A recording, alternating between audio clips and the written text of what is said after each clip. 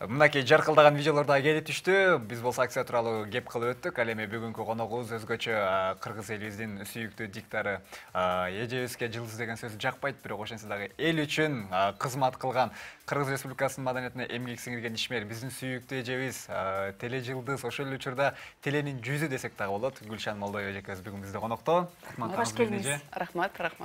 Маанайыңыз кандай? Жакшы. Сиздин таңыңыз кандай башталат? Алгачкы эле сурообуз.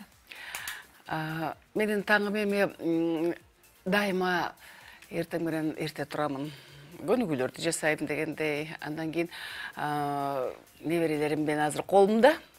Ошо колумдагы неберелеримди бала бакчага алып барамын. Өзүнчө эле бир рахат. Ошентип бир жакшы алар менен бала бакчага жеткенче жомок айтышып барабыз, ырларды айтышып барабыз. Анан ошентип эле өзүнчө эле бир жакшы маанай пайда болуп калат экен. Келгенде кадимкидей уже көңүлүң ачылып, ишке жөндөмдүүлүгүң артып калат да. Энергия тартуулап, Мына айтып калдыңыз, тележатында иштегениме 40 жылга чукул болду деп. 40 жыл ичинде телевидениеде кармалып туруш дагы менин оюмча бул өзүнчө бир сыр болсо керек. Сиздин сырыңыз эмнеде? Ийгилигиңиздин. Туура суроо бердиң. Бул эфир деген өтө жооптуу кызмат. Өтө жооптуу кызмат.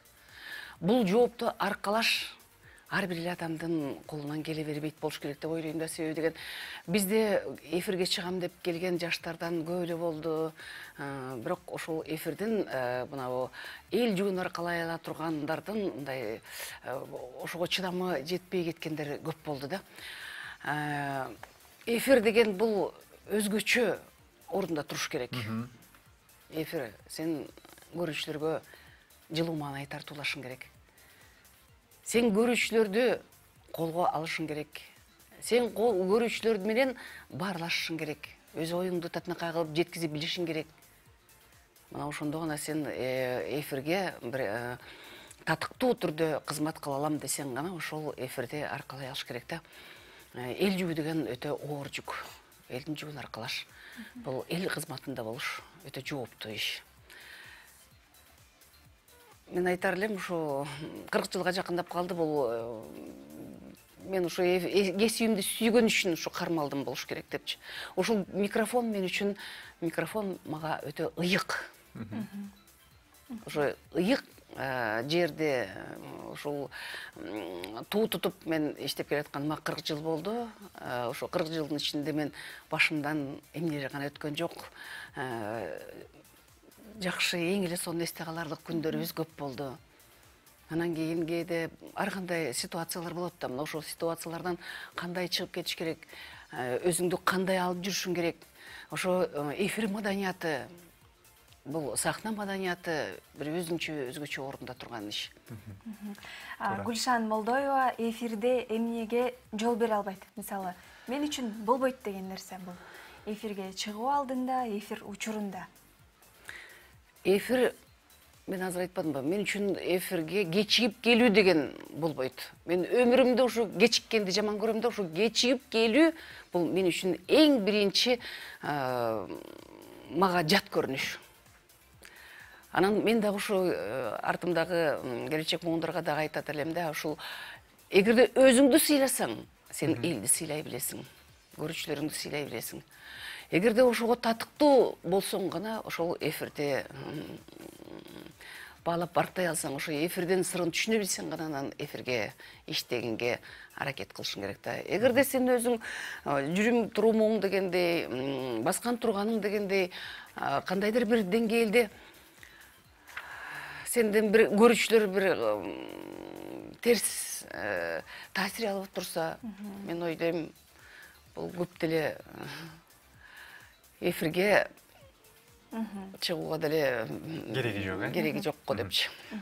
Мынакей азыркы учурда бир канча телеканалдар жаңыдан пайда боло баштады. Ал жакта таанылганы да бар, таанылбаган алып баруучулар да бар. Көпчүлүктөрдүн айтуусу боюнча азыркы учурда чындыгында алып баруучуларга мурдагыдай сиздердин учурдагыдай талап бекем коюлбайт. Ээн эркиндеги кийимдери дагы, айткан сөздөрү дагы, аларды көрүп сиздерде кандай таасирлер калат? Мен ушул боюнча көп ойлондум да. өзгөчө сен өзүң жакшы айтып атасың, Союз учурунда бизде тартип катуу, талап күчтүү болчу. Биз эфирге өтө 1-2 саат келип туруп, анан эфирге даярданып туруп анан чыгар элек да.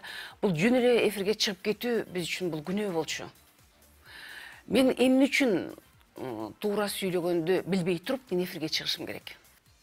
Эмне үчүн мен ошол басымдарды бардыгын иреттеп коюп алып туруп, анан кийин бардык сөздү так даана туура басым коюп туруп, анан кийин көрүүчүлөргө жеткиришим керек да. Мүмкүн болчу эмес эч качан, мисалы үчүн бир сөздү туура эмес айтып коюу, бул биз үчүн уят нерсе болчу. Өтө чоң уят болчу. Мен эмертең кантип мен көчөгө басам, ушул сөздү мен туура эмес айтып албадымбы? Же болбосо ушул басымын мен туура эмес коюп алыптырмын деп. Анан азыр чындыгында эле көптөгөн мына жеке менчик радио, телевидение көбөйүп кетти.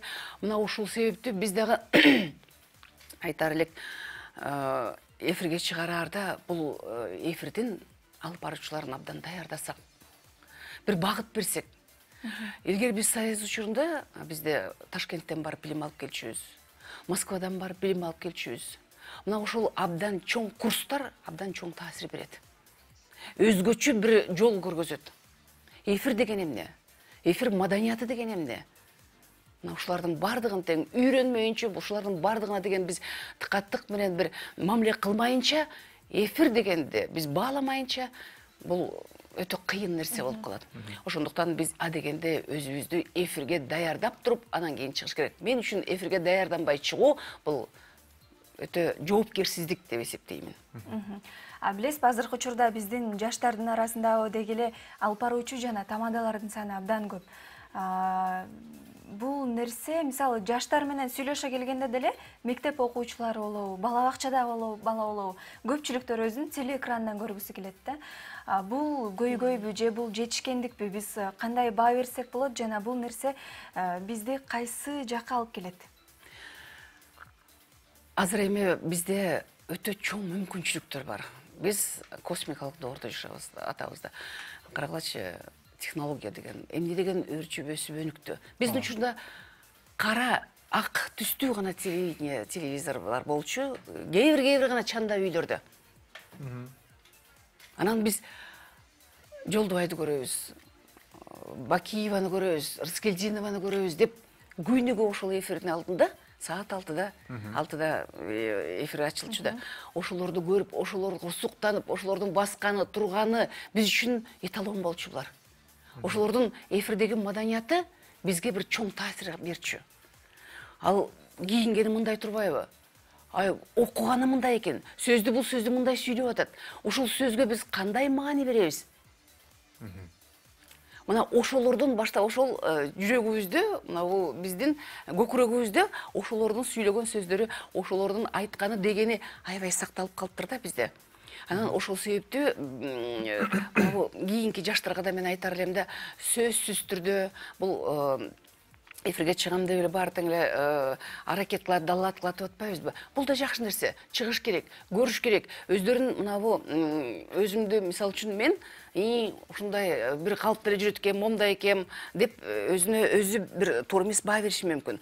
Эми башкача бир мындай эфирде, радиодо болобу, же болбосо өзүн эфирден көрөбү, мына ошондо буларга бир башкача өзүнө бир жаңылык киргизет да. Бул жакшы нерсе. Биз ошол адамдарды тартышыбыз керек. Ошол адамдарды мен чыгам дегендерди, далаат кылгандарды, аракет кылгандарга биз жардам беришибиз керек. Эмне үчүн чыкпаш керек? Чыгыш керек, көрүш керек өздөрүн. Мисалы үчүн мен бир жакшы окуяны айтып берейинчи. Магнитофон деген биздин балалык кезде бул жок нерсе болчу да. Биз эс тартып калгандан кийин, биз мектепке барып калгандан кийин магнитофон деген бар экен. Ошо өзүнүн үнүн өзү жазат экен дагы, өзүнүн үнүн угат экен деген нерсе болду да. Ошондон анан биздин атабыз, биз эми колунда бар үй бүлөлөрдөн элек да. Анан атабыз ошо ал кезде Фрунзеге келип, ошо магнитофонду алып келди. Ал магнитофон алып келет дегенде бизде уйку жокто. Анан менден улуу эжем Гүлмира ал дагы жакшы окчу. Анан ал болсо жазат. Мен болсом балдардын баарын тизип коем, анан баягы кезек-кезеги менен жаздырабыз. Ошентип жаздырам. Ошо балдар өздөрүнүн үндөрү өздөрү угуп алып, өтө таң калышчу. Чынында мен ушулманбы? Мен ушинтип сүйлөймүнбү? Айта койгочу деп ишенбей калгандар канча. Ал тургай абышка кемпирлер келип, ушундай бар экен. Бул эмне деген шумдук айнанайындар. Кана көргүлөчү, бизди дагы жазгылачы деп. Өздөрүнүздү өндөрүн өздөрү тааныбай, биз канча таяк жеген күндөрүбүз болду.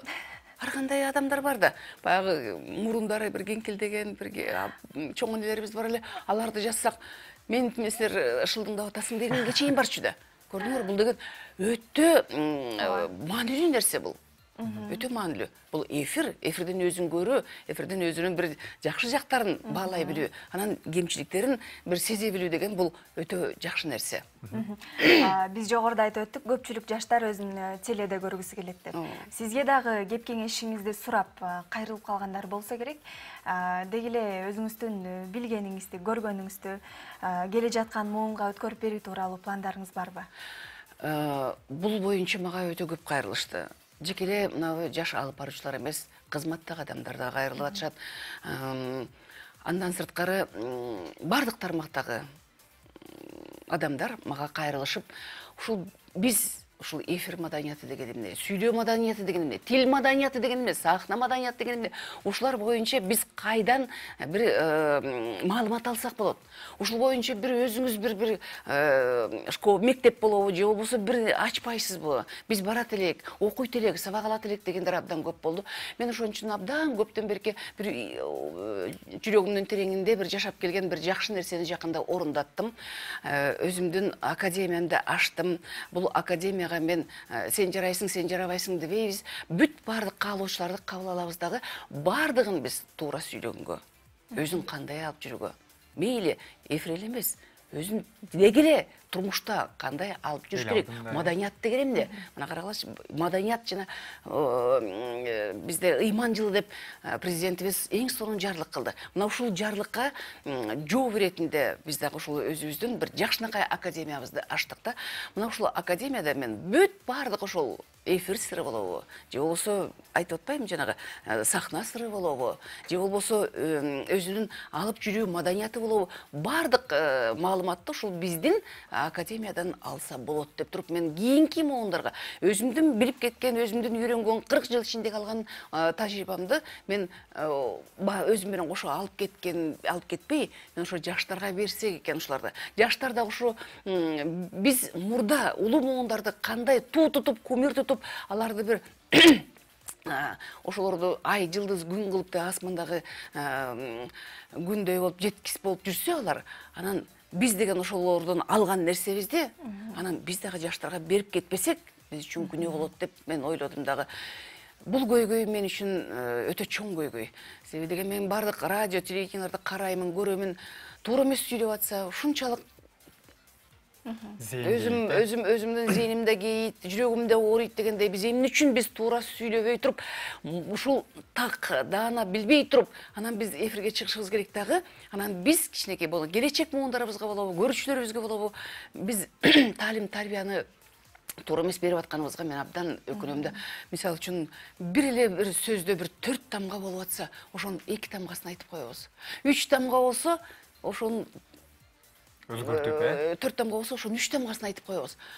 Ушунчалык баягы укканда дагы ошол дем алып атабы, ошо кандай дем алат ошол эфирде. Ошо дем алуу деген бул өтө олуттуу нерсе. Андан кийин ошол үнү кандай? Үнү туура коюлганбы, үнү туура эмес коюлганбы? Үн деген аябай бул татаал нерсе.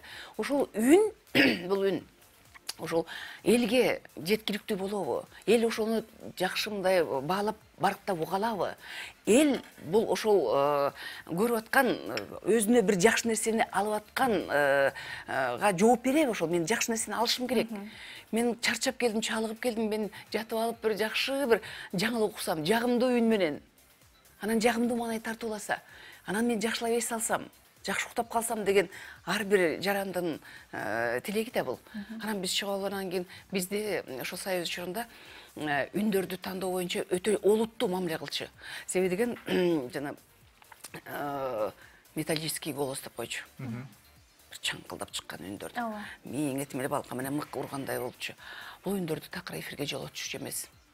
Андан сырткары бизде бала үндөр, чыйкылдаган ооба. бизде мындай олуттуу ала тоо маалымат программасы деп атабыз. Мына маалымат программаларын окууда мындай ишеничтүү, жеткиликтүү кылып сүйлөгөн барандуу үндөр керек. А балдардын үнүнө мен кандай ишенем деген кепте. Ошол себептүү үн тандоо боюнча анан ошол үндөрдү бөлүп койчу.